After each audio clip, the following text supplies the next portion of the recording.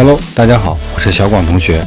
今天这期视频呢，说一下 Final Cut 时间线上的素材是怎么打组的，以及怎么解开的。如果视频对你有帮助，点赞关注支持一下，欢迎留言评论，一起学习进步。如何给这个素材做这个打组，就是把它规整到一个组里边，或者你可以理解为嵌套在一起。现在这个视频素材和音频素材是分开的。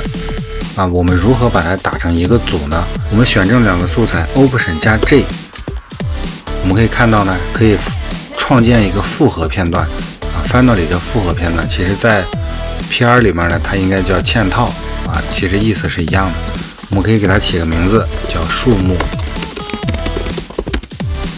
我们点击好，我们可以看现在呢，它就变成了一个有音频的视频素材。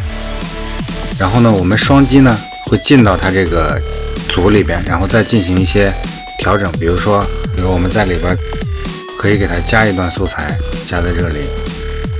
我们把音频关掉，然后再返回。我们可以看，已经在里边编辑好了。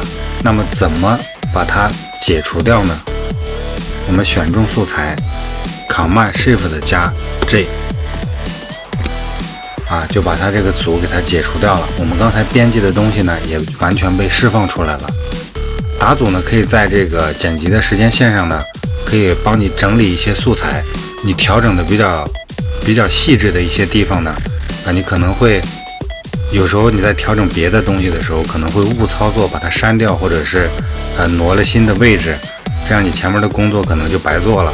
那么打一个组的话呢，打起来它会比较安全。等我们调整完以后呢，如果你不需要这个组，你再把它释放出来就可以了。